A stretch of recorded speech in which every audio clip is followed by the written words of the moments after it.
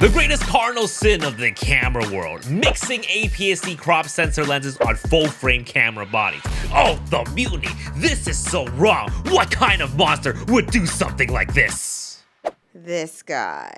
You see, one of the many aspects I enjoy about the Sony mirrorless ecosystem is their one mount belief, that lenses that are either designed for either full frame or APS-C will work on either a full frame or APS-C body. And for the last 10 years, I frequently use APS-C lenses with my full frame bodies simply because they are lightweight, compact, and incredibly affordable. Tell me more. Take for example the goated Sigma 18-50mm f2.8, an incredibly versatile zoom lens designed for APS-C. Now this would be considered a direct counterpart to the full-frame 24-70mm f2.8, but at nearly a quarter of the size, a quarter of the weight, and a quarter of the price. But surely there are some compromises, right? No way a lower price lens designed for a system below full frame wouldn't come with any drawbacks when used on a full frame camera, right? Right? Right. Of course there are, but it's so incredibly nuanced that there are more advantages than disadvantages than you might think. Let's break it down. And for my veteran viewers, I have discovered a new benefit to using APS-C lenses with certain full-frame bodies that I've been personally enjoying using that I will share with you towards the end of the video. But first, let's catch the newbies up. APS-C Super 35 mode.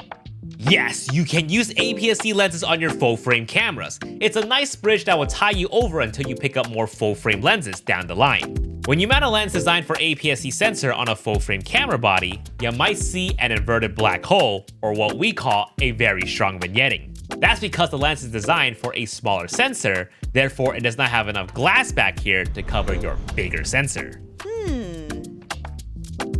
Now, Sony developed a feature on full-frame cameras called APS-C Super 35 mode, which crops into the frame and out of the black void, making your APS-C lenses now usable on a full-frame camera. And the crop math of the zoom-in is about 1.5 times. Now, you may have heard from other YouTubers, whenever we talk about APS-C lenses, that we always need to take the 1.5 times crop factor into consideration. You need to take that crop factor, and that multiplier is the crop factor. You know what I'm saying? And this is better explained with some examples. You see, in photography, full frame is the standard reference point for view to view. That's just how it is. I don't make the rules. A 50mm lens designed for full frame on a full frame camera gives you a true 50mm view to view. This is what the lens was originally designed for. But when you mount the same 50mm lens on an APS-C camera, the view to view becomes tighter, about 1.5 times tighter, so now it's a 75mm full frame view to view equivalent. Now why is that? Because APS-C sensors are smaller and they crop the image. Now here's where things get a little confusing. A 50mm lens made specifically for APS-C will still give you a 75mm equivalent view to view because the sensor crop remains the same. Now going back to the original intention of this topic, if you put an APS-C lens on a full frame body and activate APS-C mode to remove the vignetting, it would still be a 75mm full frame view to view equivalent because this feature here mimics an APS-C sensor, hence the name, APS-C Super 35 mode. Which is why you'll often see lens specs include things like 75mm in 35mm or full frame equivalent. This just helps us understand how a lens behaves compared to full frame, especially when using APS-C or other types of sensors. Now, you might be asking, wouldn't it just be easier to label a lens as 75mm then? Sadly, it wouldn't be true. Because the lens optics are still 50mm, that's the physical focal length. Changing the label to 75mm would be misleading. It will suggest that the lens has a different glass or reach when in reality the sensor size is causing the crop, not the lens itself. Photo disadvantages. So as you can imagine, the crop into your frame means a megapixel loss. You're losing all these megapixels from the edge here. But depending on how many megapixels your camera can shoot with, it may not be a huge deal. For example, if you're using a 24-megapixel full-frame A7 III in APS-C mode, you're dropping down to 10 megapixels, which is less than half of what you would get from a proper 26-megapixel APS-C camera. However, if you're using a 61-megapixel full-frame A7R5 in APS-C mode, you're dropping down to 26 megapixels. Now we're on par with an APS-C camera. the same amount of megapixels. How many pixels? Now you might be thinking, well, that's just silly. I bought a high megapixel camera. Why would I cripple myself by shooting with half the megapixels? And you're not wrong for feeling that way, but this is an advantage for, say, a casual birding event or photographing your kid's sports match. Maybe you don't want to invest too much money in a pro setup, or you simply don't want to throw out your back by carrying a heavy 200 to 600mm sports lens. A small APS-C mega zoom like the 70 to 350mm will get you that reach for half the cost. Remember, taking the APS-C crop factor math into consideration, this will be 105 to 525mm full frame field of view equivalent. And I love these high megapixel cameras for this reason. Essentially, we have two systems in one body. Video advantages. On the other hand, when it comes to using APS-C lenses on a full frame body in video mode, we don't lose resolution like we do in photo mode. We're still able to shoot 4K, no problem. You see, a 4K video only needs about 8.3 megapixels per frame, which your typical 24 megapixel camera has way more than enough of. In fact, with some cameras, we actually gain more visual clarity. For example, with the Sony a7R series in APS-C Super 35 mode, it has roughly the right amount of data to do a full pixel for pixel readout at around 5K to 6K worth of detail. Then, the camera downsamples into 4K, resulting in a sharper, more detailed looking video. Moving on to other full-frame cameras that can benefit with APS-C lenses. A7C II and A7 IV.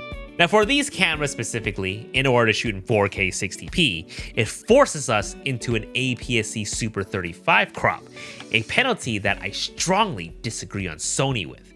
But unfortunately, it is the reality. So to catch you up, say for example, you're using an ultra wide angle lens like a 16 to 35, which is designed for full frame. When using 4K 60p on the A7C II or the A7 IV, the forced APS-C crop would make this lens a 24 to 50mm. Suddenly, our ultra wide angle lens is no longer ultra wide in this mode. However, we can use an APS-C ultra wide angle lens like the 10 to 18mm. Taking the 1.5 times crop factor into consideration, we're getting back 15 to 27mm full frame field of view equivalent. Plus, this lens is so sweet for gimbal work too because it's so small and so light. New benefits of APS-C lenses on full frame bodies. I have two new ways that I'm using APS-C lenses with some of my full frame bodies. First, the newly released Sigma 17 to 40mm f1.8, an absolute gem of a lens for APS-C users simply because it's a relatively tiny zoom lens with a constant f1.8 aperture. Now my favorite camera of all time, the ZV-E1, you already know, the best low light camera of all time. Sadly, no APS-C mode in 4K because of its small 12 megapixel sensor. However, it has a feature called Dynamic Active Stabilization, which severely crops into your frame, but in turn gives you rock steady footage. However, that severe crop happens to be similar to APS-C Super 35 1.5 times crop, removing all the vignetting anyways, and allows us to keep shooting in 4K with an APS-C lens, despite using a camera that's not supposed to be able to shoot 4K in APS-C mode. Quite a crop you have there. Which leads me to the next point, autofocus anamorphic lenses. Now, anamorphic lenses gives us these cinematic frames and cinematic flares. Think J.J. Abrams. J.J. Abrams. But for years, anamorphic lenses were strictly manual focus only. Until now. This year, Sirui released a couple of anamorphic lenses that support autofocus. Sadly, they are designed for APS-C, but taking what we've learned from this video, put your full frame camera in APS-C Super 35 mode or Dynamic Active on ZV-E1, load up monitor and control app on your phone, de-squeeze your anamorphic frame, and baby, we have a workflow that's absolutely pure cinema. Sir, have you been drinking tonight? And for a video about this monitor workflow, click right up here. And I'll have a link to all my favorite APS-C lenses, including the Sirui ones, in the description box below. But for now, stick around and listen to what my sponsor Squarespace has to say. Squarespace is an all-in-one platform to create beautiful websites. No coding knowledge needed.